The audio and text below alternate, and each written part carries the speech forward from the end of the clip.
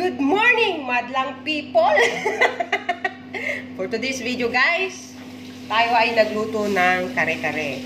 Ngayon, ipi-plating na natin siya.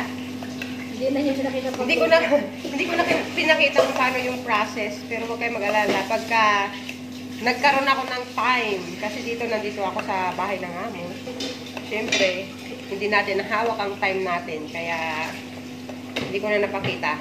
Kaya ang plating na lang, guys. Ito ay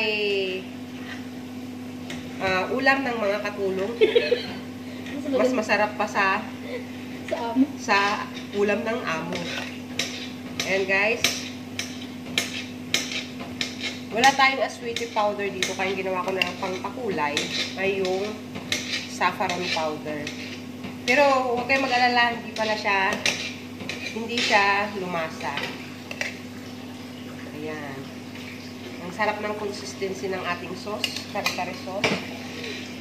Next, ay ang ating crispy Chinese style fried chicken. Ayan, guys. O, diba? Ang ganda ng pagkakaprito niyan.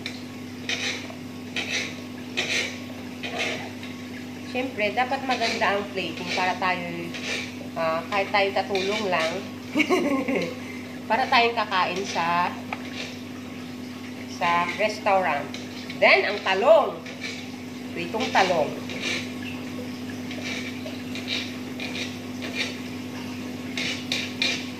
Oh my God, yung isang talong.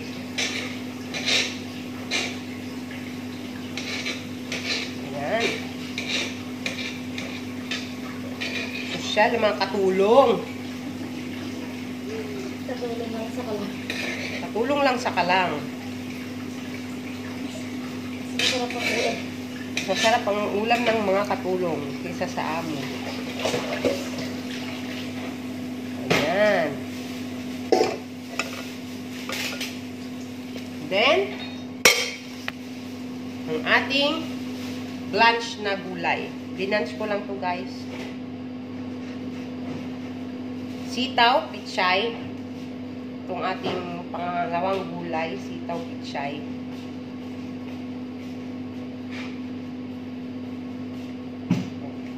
Tayo ma-over-decorate. Baka tamarin ka lang. Hindi na makikita ang ganda niya. Ayan.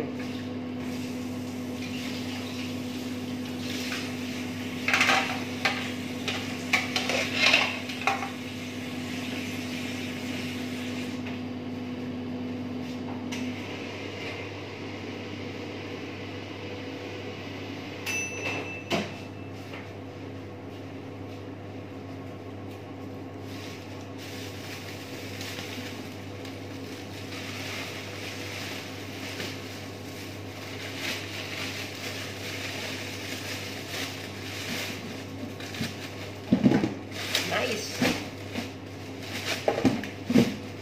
Wow, wow, wow. And then, syempre, ito na, guys. Ay, hindi makita. Hindi ko maipa. Ayan na, guys. At syempre, hindi mawawala, guys, ang alamang. Ayan. Bisadong alamang. Ayan, guys. Sa taas ay lalagyan natin ng alamang.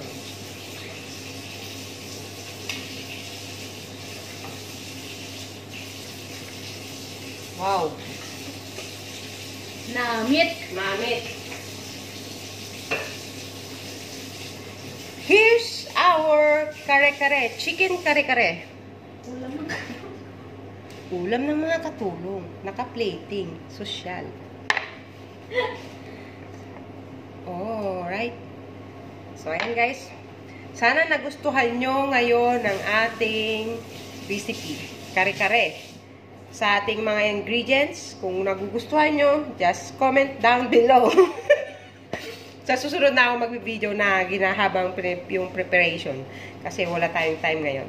Yalla, bye! Please like, share, and subscribe! Bye-bye!